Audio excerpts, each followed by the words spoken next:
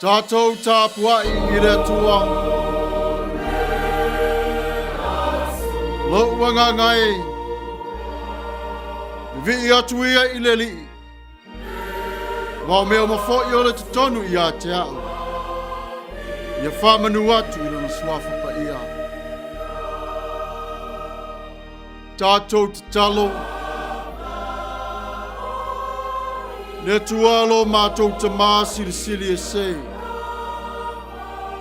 O le tua oe o le langi ma le lalo langi nei. Faafetai le nei asu fau o mātou na uli mai. Le tua lo mātou te mā Paia. I le ato toa lo mātou nei tūtu la i au noa ma le ngang Paia i ate i mātou. Alofangia i mātou. Ina iau i atu o le nei Sauniga i nā wafio ma le ato toa. O te ole mawala au atua i nā wafio i le suafa o Yesu Keriso. Whapa ia mai. Amene.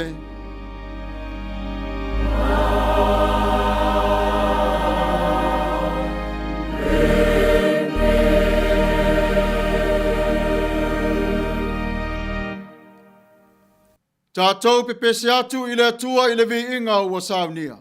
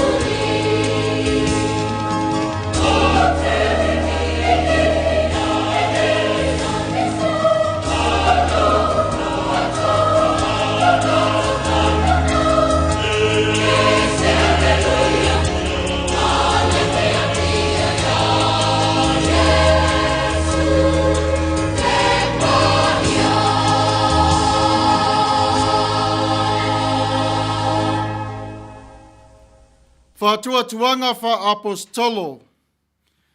Gagana fa Samoa. Maningangana fa Peretania. Ua o fatua tua i le atua le tama. O le eona le malosi umalava. O le na faia le langi ma le lalo langi. Ua o fatua tua fo i a Yesu Keriso o lo na alo e to tasi o lo tatou Alii. O le na whanau e le angang Paia. Na whanau mai a Maria le taupo. O le na pua ngā tia i le pule a Pontio Pilato. Sa Faitauina, Samuelu, sa tanumia, no o ifo i se oli, o le aso tolu na to e tu mai aina i e woti. Na fioae i le langi, o lo wanofo o ia i le tu tau matau o le atua le tama. O le e ona le malosi umalava. O le atoia fio mai o ia e whamsino i e ola atoa mai woti. Wa au fatuatua i le anganga pa ia. Wa au fatuatua i le kalesia pa ia e au fiainu uma. I le mare mafutanga le au pa ia. Mare fa mangaloina o ang sala. Mare toi o la mai o le tino o le tangata. I le mare ola e whavavau. Amen. United Church of Christ, statement of faith in the form of a taxology. We believe in you, O God, eternal Spirit, God of our Savior Jesus Christ and our God, and to your deeds we testify. You call the worlds into being, create persons in your own image, and set before each one the ways of life and death. You seek in holy love to save all people from aimlessness and sin. You judge people and nations by your righteous word declared through prophets and apostles. In Jesus Christ, the man of Nazareth, our crucified and risen Savior, you have come to us and shared our common lot, conquering sin and death, and reconciling the world to yourself. You bestow upon us your Holy Spirit, creating and renewing the Church of Jesus Christ, binding in covenant faithful people of all ages, tongues, and races. You call us into your church to accept the cause and joy of discipleship, to be your servants in the service of others, to proclaim the gospel to all the world, and resist the powers of evil, to share in Christ's baptism and eat at his table, to join him in his passion and victory. You promise to all who trust you forgiveness of sins and fullness of grace, courage in the struggles for justice and peace, your presence in trials and rejoicing, and eternal life in your realm which has no end. Blessing and honor, glory be unto you. Amen. Tatou te talo. Faafefunga mai a oe lo mātou atuai. A se tuina atu masi i atu o le vi inga ma le faafetai o la awafio i le nei Sauniga. E sula ai le lofa ma le anga le lei o la awafio. A fo i le nei wa mātou au lia mai o le nei aso fau e whao popoina. I le aso o si o mātou nei ola. Faafetai lo mātou ta māpa ia. Mo te atu le nāwa i aso, i fe au mga aluenga. Le tua lo mātou ta māpa ia. O lo tu mau pe lava o lo wanga le lei ma lo wanga lofa. Faafetai lo mātou ta mā i le tala fia fia i le maliu ma le toi tua Yesu Keriso. A vea lea matanga vai e angia ngie te tonu i ate i mātou i le ola la i le nganga. Faafetai lo mātou ta māpa ia. Ua mapu seo atunu. Sa iai i la tau le whiliwhilinga o le malo le li ie. Malo whai o le whaiva. Faafetai lo wanga lofa ma lo wanga le lei. Faafetai mo au wha manuianga. Le atua lo mātou ta māpa ia. E vi ia lava oi i le file mō mai ate oi. Faafetai lo mātou ta mā i le ola tinai. A wāre Manuia o lo watunu o Samoa. Mai lava i le sami. Faatoanga. Mangaduenga wha apisanis. Faafetai lo walofa lau tele. Le wha o le tanga mo si au nu. Evi ia lava oe wha vavau lava. Le atua lo mātou ta māpa ia. Faafetai ilo alofa ia te i mātou. Wai fafangu ia te I mātou. Whalongoina le tausangi mai o manulele. Faafetai ilo wanga alofa ma lo wanga lelei. I whanunga lelei mai a te oe. Evi ia lava oe e whaavavau lava.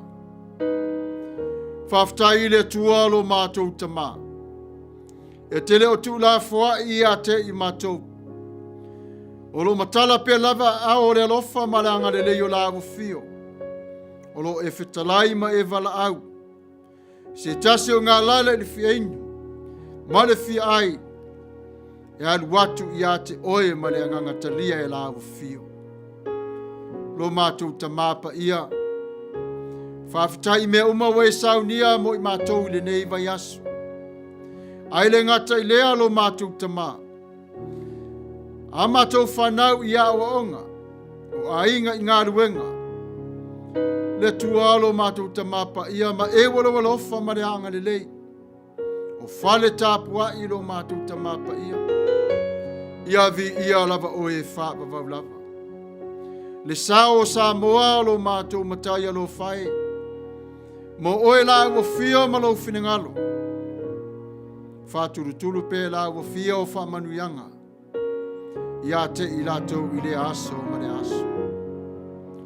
Le tualo mātou tamapa ia.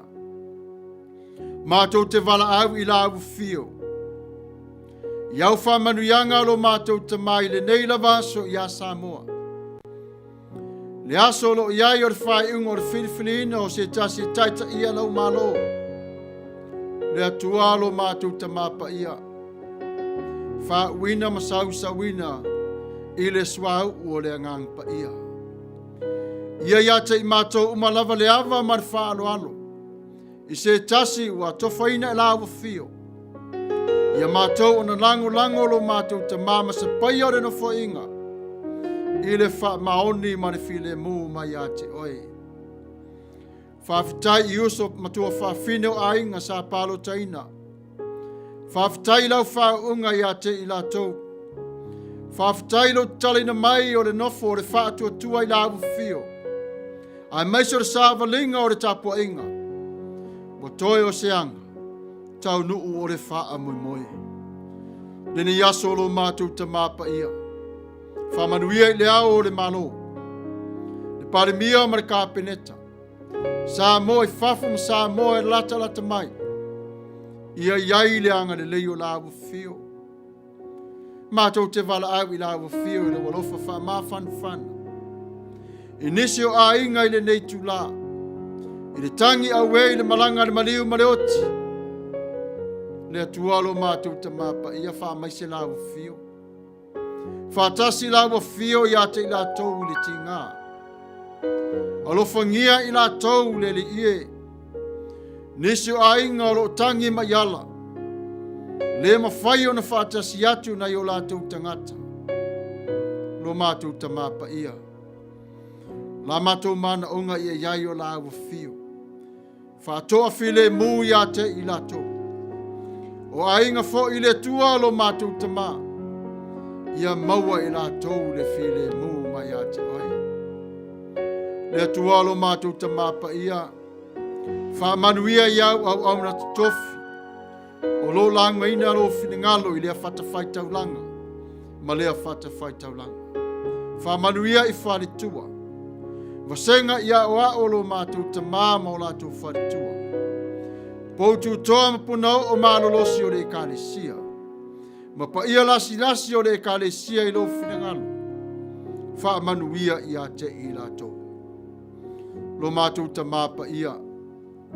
O e sila fio I mātou o le whanau. I le ato toa I lau sila whanga. O no se ma whale tonu. Mātou te whaia ma leiloa ma le leiloa. Ai wa manu malo lo mātou ni lotu. Ai vai ai o lo mātou ni anganga. Lo mātou tamapa ia. Whamangalo mai a te mātou I le toto tau o Yesu Keriso. So tia I mātou I la fio lo mātou tamapa ia. Tafi eso mala mai a te I mātou. Aia maua so tanga fia ma oe lo mātou tamalo whai. Whamangalo I mātou. Se upu wa mamafa e mai o mātou nei ngutu. Ne li ie lo mātou tamapa ia. Wha mole mole lafo i nuu le aina. O lo walofa maru wanga le leilo mātou tamapa ia. Mātou te vai ele e fua mai pe lava. Iona fua, iona lava tau. Le atua lo mātou tamapa ia. Wha amanga lo mai ia te i mātou. O leo na mātou nei te talo lo mātou tamapa ia. Atua e fua i matatalo leo alo mātou tamapa. Alofa ngia i la wafio i le suafa o Yesu Keriso. O lo mātou wali i mare whaola. Mātou te ole mavala au atuai. Amene.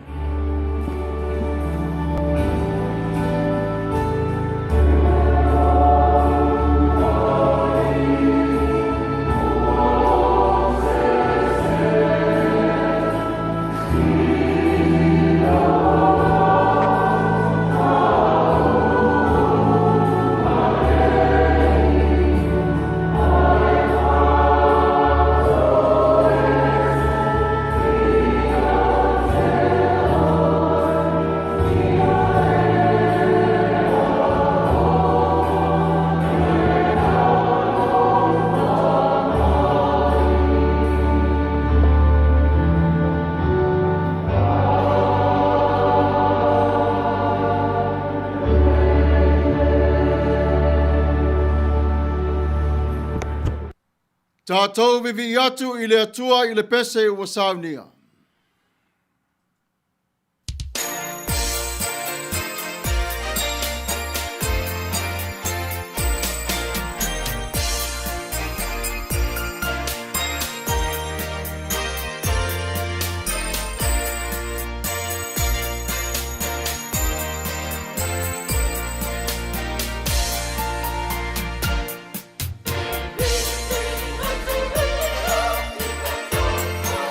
Thank you.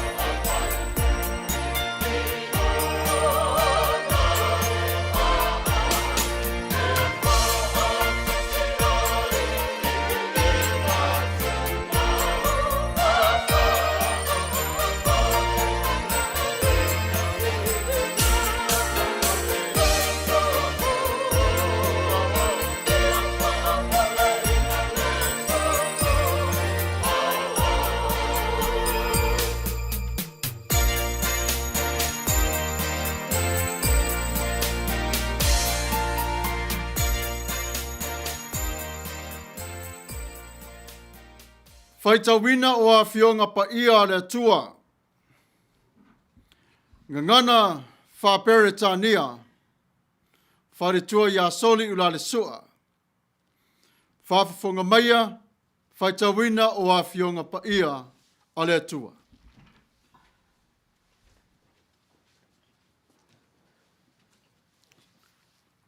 Our Bible reading for today will come to us in a New Revised Standard Version with the book of Proverbs 8, verses 22 to 31. Let us hear the word of God. The Lord created me at the beginning of his work, the first of his acts of long ago. Ages ago I was set up, at the first before the beginning of the earth. When there were no depths, I was brought forward, when there were no springs abounding with water. Before the mountains had been shaped, before the hills, I was brought forth. When he had not yet made the earth and fields, or the world's first bits of soil. When he established the heavens, I was there. When he drew a circle on the face of the deep, when he made firm skies above, when he established the fountains of the deep, when he assigned to the sea its limit, so that the waters might not transgress his command, when he marked out the foundations of the earth. Then I was beside him like a master worker, and I was daily his delight, rejoicing before him always, rejoicing in his inhabited world and delighting in the human race.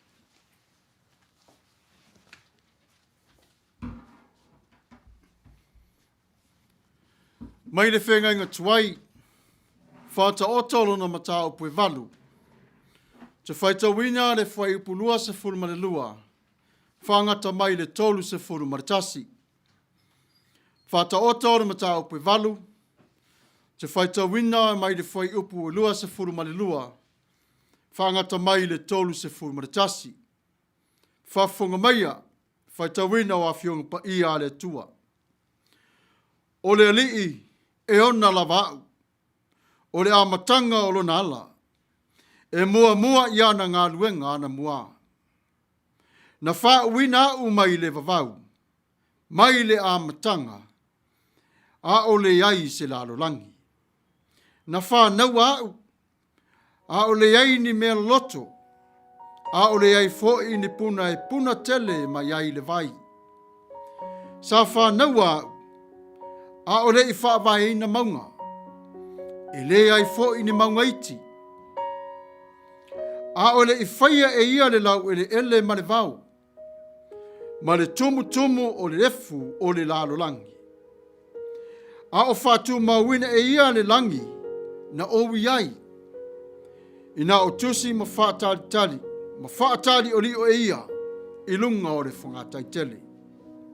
A o Manuia e ia, a o au i lunga, a o Manuia e ia, o puna o le moana. A o tōwhia e ia e le tua o Iorsamu.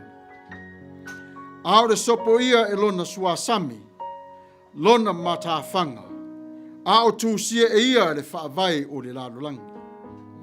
Ona o iai maia, o au o le tufunga, na whaifo ia mona, fia i le aso ma le aso. Sa o oli i ona luma i aso umalava.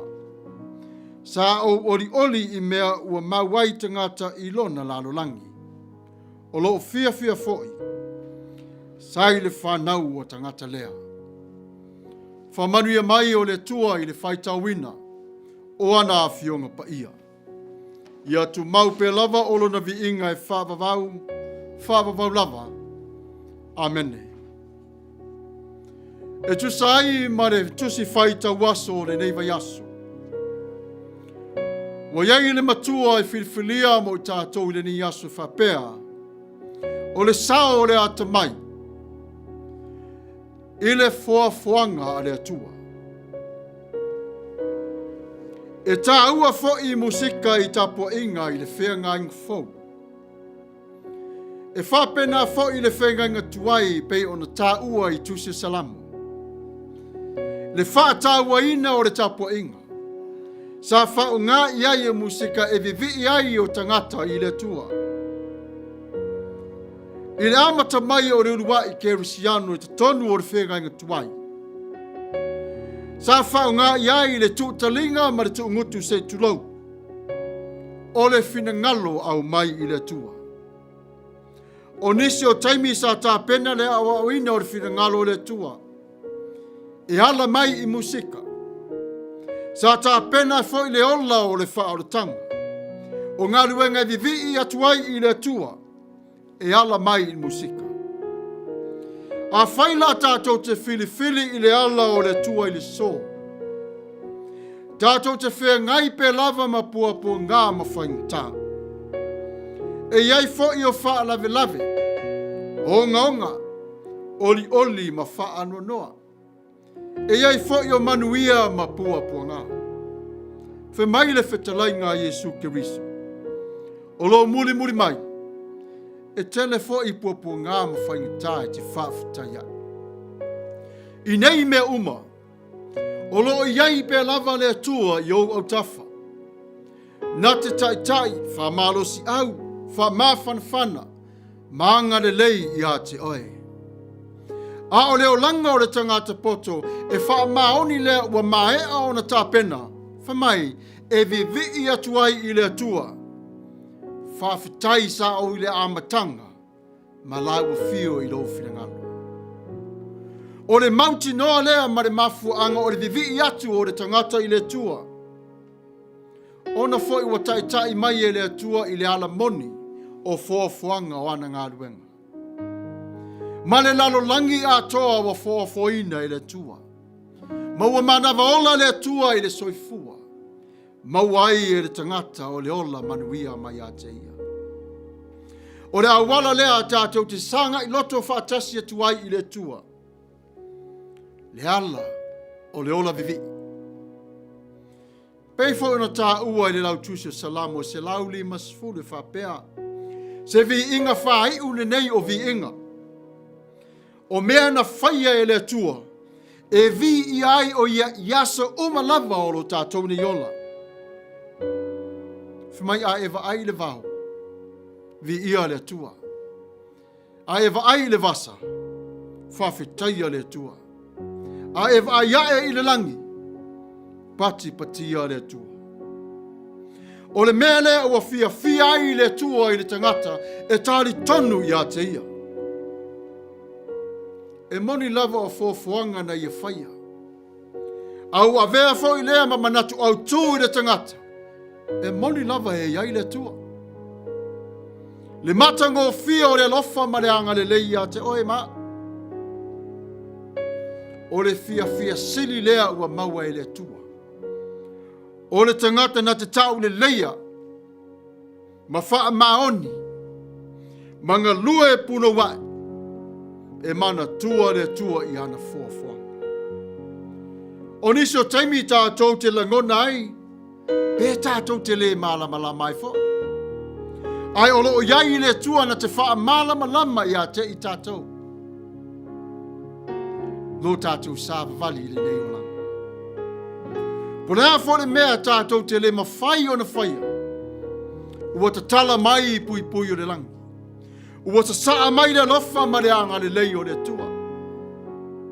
Ua iai le angang pa ia. Ai o le malama o le tua e le ai se whaatapula. O le malama mo oe. Mau I le tai o nei. A whaia te langona wha lave mati ngā ma I a te oe. Mana tua e malama le lei le tua I a te oe. O oe na ia whaia I lona whatusa. A vesa lo mafau ai taulai I le tua. Whe maina Manatu I Israel. O le atua na whailoa mai a te I mātou o ana foafoaga. Le ala lea o lo mātou nei taritonu. Ai na lo I e Jesu. Ma to suia I Jesu le nei taritonu ngai whapea. Moni. O le atua. O le alofa la tele. O le atua mo tangata uma. O le atua mo le lalo langi i ato. E le na o launu. Tanga i foafoaga le atua. Mai le fuefo le ele. O le winga i le ai se mea e Manuia sa fausia mai ai o le tangata. Ia o foi te tonga o tō tonga o le tino. A le mea sili lava. O te wina i le atua o le tangata i lana manawa i lola. Le ise mea na papole i ai o le tangata i le whaavai mai o le amatanga. Le nā e whai ai le whitalainga e whapea o oe lava o le manawa ola o mātou atuai. A vese mai fo i le atua o lana manawa whaola i le tangata. E mapu mato e malo lo le tino i le ele. O lo tātou nei o langa. E tā ua le i le atua e pe o lona whinangalo. Wa toi fausia e le atua. I lona mita i le tangata sa tinga aina o nei a whai. Ona o le lofa. Ma le muti vale o lo nanga le lei. E iei foi o nisa langona. E a whātia ai o lo tātou wola Tapuai. A so ia. O lo o iai i le atua. Whe mai o le sao o le vaai i le atua i ana ngā ruenga whaia. Ua le ngata i whafo atu o le tino o le tangata. A o te tonu i le la i le nganga. Whe mai ua teu e le atua. Le tangata sa wha le tonu i se maang sala. Ua wha fio iai o lo na nganga. Ua ave ese mai iai o le tangata tuai. Ai whatula ina mai i le tangata fo. Le tala ia i le salama e lia. Sa whaatanga ina i le atua le Manatu i le sala. Ona ua sila le atua i le Manatu i le sala. E leo se le lei mo ia. A ia le lei o na whai o le whiau mare ngā ruenga le atua. A whai e mamā o tātou māwhu whanga. Ma tu watu i le atua o tātou manao. E tali mai lava le atua i le anga vaa. Ma le wha maoni. Ma le malosi e pei o na e au nangi atuai i hati. E taimi o le ulanga tātou te maro lo ai. Ma o tātou mana tunatu. I le liua whaalia mai o le amio atua o Jesu Keriso. O le soifuanga lea o le atua na whaeaina i lona alo pele tō tasi. Ina ia ola oe, ola tari tonu whaatasi i le atua. Whemai lunga o le maunga. Ao tā pena le lii. I le whailo atu o le sifufonga o le atua i ona so. Sa iai Mose ma Elia. O Mose na whai masoi o le tulafono. Ma Elia sui o perfeta. O le na wa iai Yesu o ia wa wha atu ato iai o le tulafono. Ma le ngā ruenga. Wha perfetanga. Le so ma le wha a moe. Tātou te tepa tau lai pe lava i le tua. A walo ia whaia pe lava o mea lei mo i tātou. E tā ua lau wha o le tanga. E tā ua. Ona o le atua wa ia tā pena i a te oe. Ina ia e mawai o le mafutanga mai ia e whaava lava. Au le ia whio e Jesu le langi. Whaase fulu aso o Mafuta i ona so. Sa la towi loa ma le mautinoa e moni lava o Jesu o le alo o le tua. Ai sa whai loa fo i angelu i le wholofoleina i a te i lato. O lona tala au atu e toi maliu mai fo i lava i le aso o ato whaina i le tua. Tele tala whasol pito e whasa sei nai o le mafu whau ma le Manatu natu. Ai atu mau pe lava le kerusiano i le whaatu atua. E ui lava ina tau manu e lue.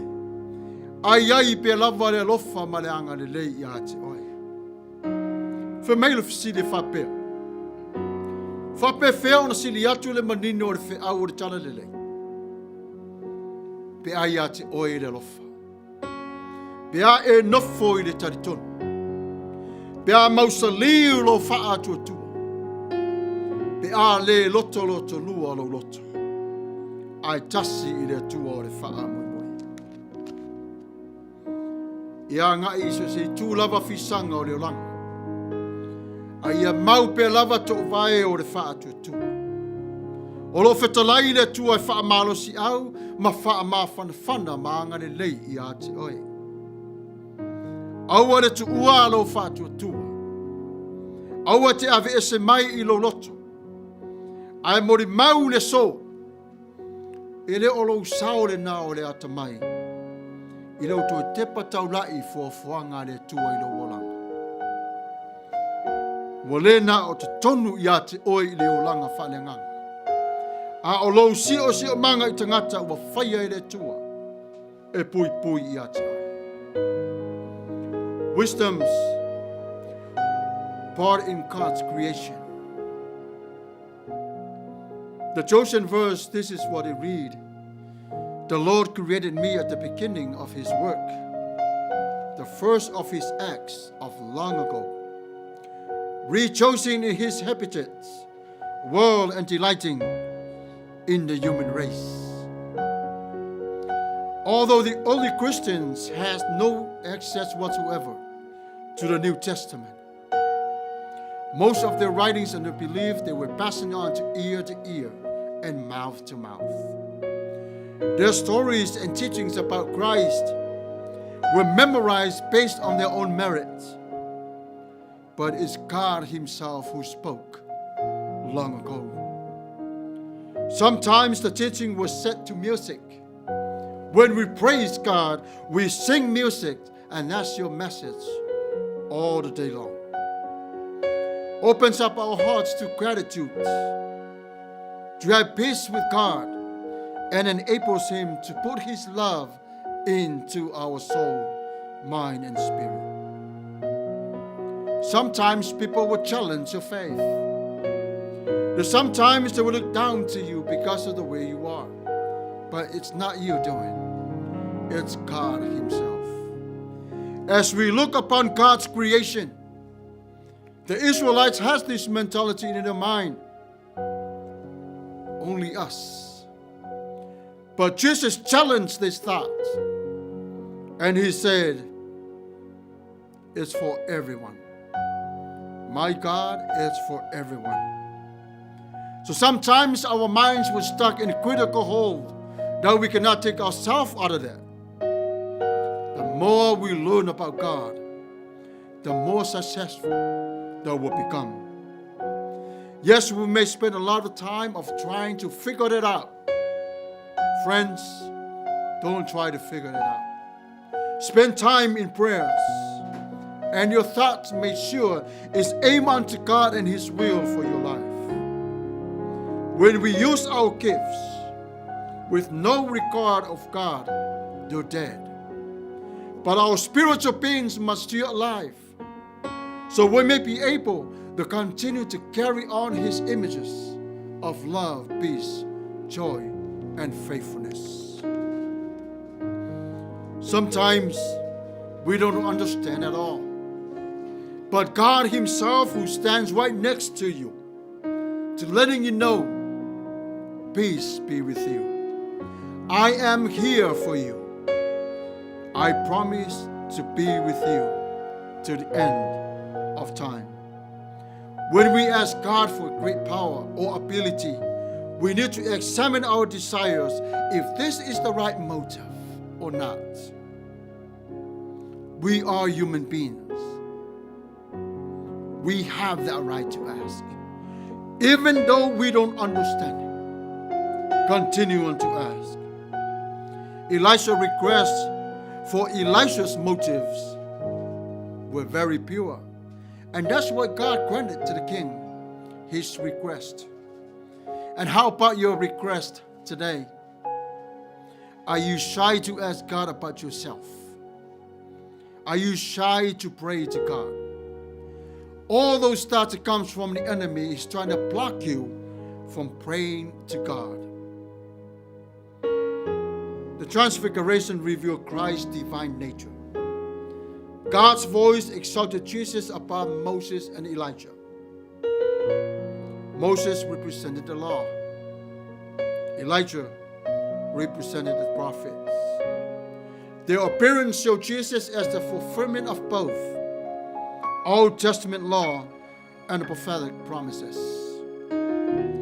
Jesus was not only reincarnation of Elijah or Moses, he was not only Mary, one of the prophets, but he is God's Son. He is your Lord. He is your Savior. He took and fulfilled what we can't do and put all that into one place so we may have life together with him. Remember the story of the 40 days. Jesus departed from earth. His disciples will look up to heaven and say, here we are again. He left. The angels revealed to them the message. The same way he left is the same way he will come back to earth. So what is the conclusions for our message today? God says that wisdom is the primary and the fundamental. It is the foundation on which all life is built. Paul and John may have alluded to some of Solomon's statements about wisdom to describe Christ's presence in your life. How could the message be clear? When we come and make that specific time in Christ, allowing him to be Lord and Savior in our lives, so we can have the experience of all the creation that's surrounding us.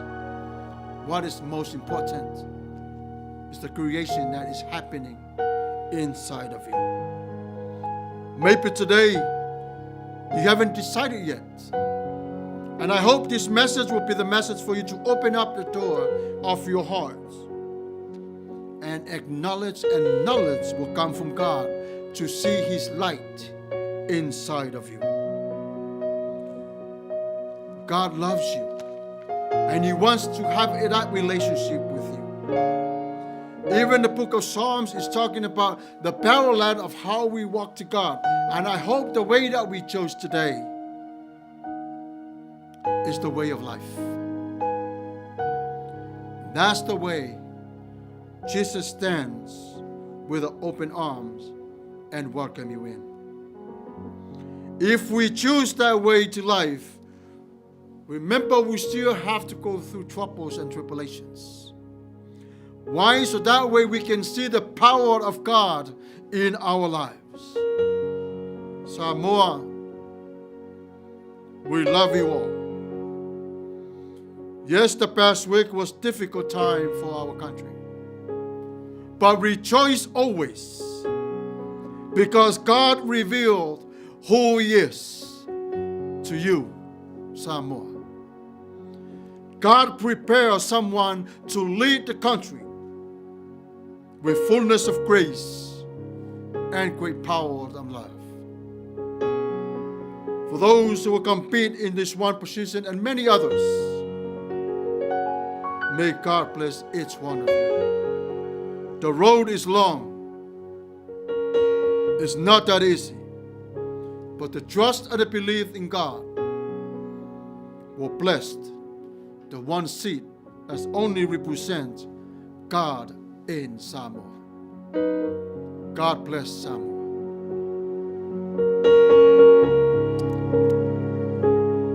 May God of peace sanctify you through and through.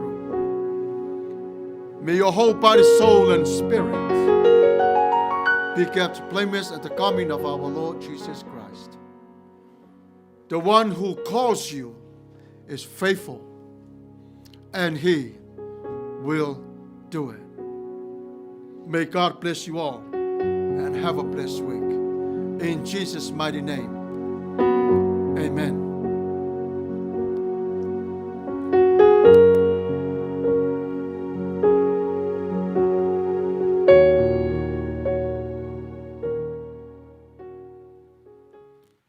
Tatou vivi atu i le atua i le pese o Sauniga.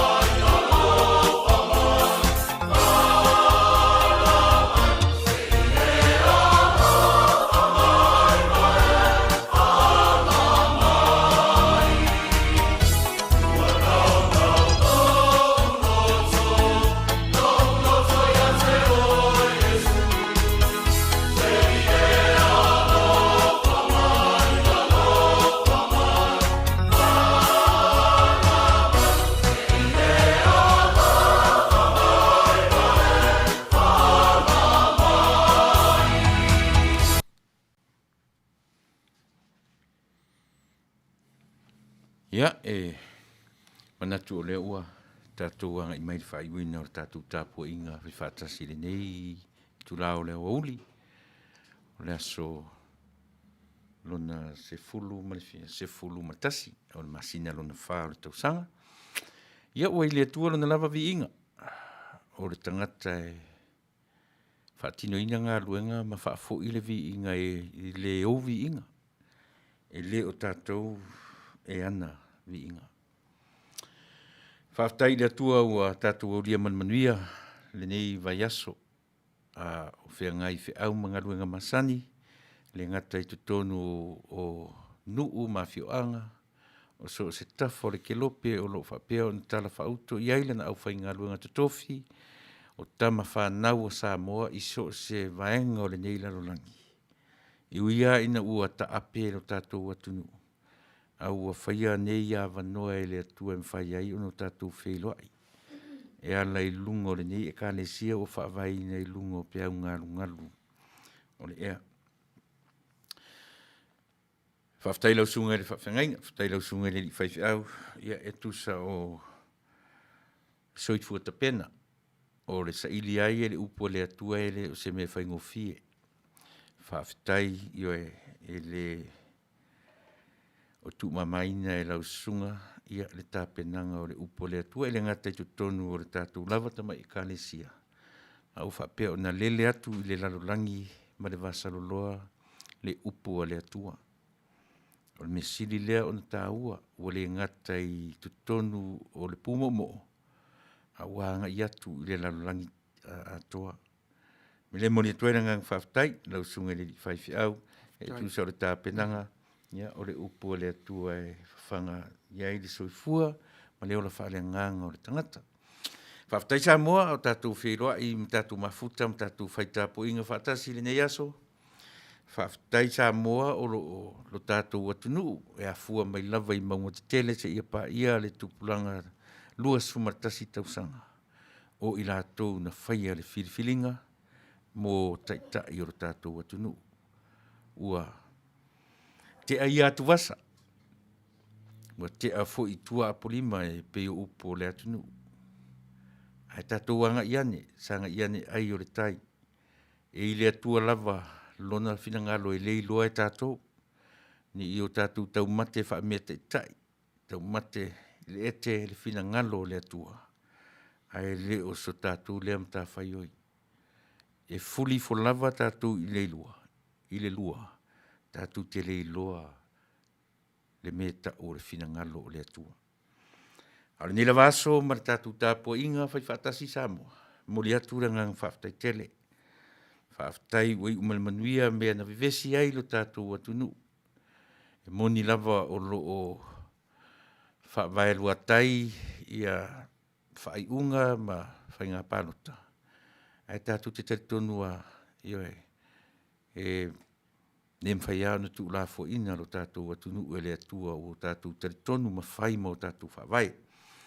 Ni la vaso ia whaafao mai ona au angarelei ma le lofa i lunga o Lotu soifua so mātou ola au wha malu mai le nāwai aso fau whi au mga luenga i so se tafa ma so se vaenga o le neila lorangi o lo au mau ma alarata iai o tatou tangata.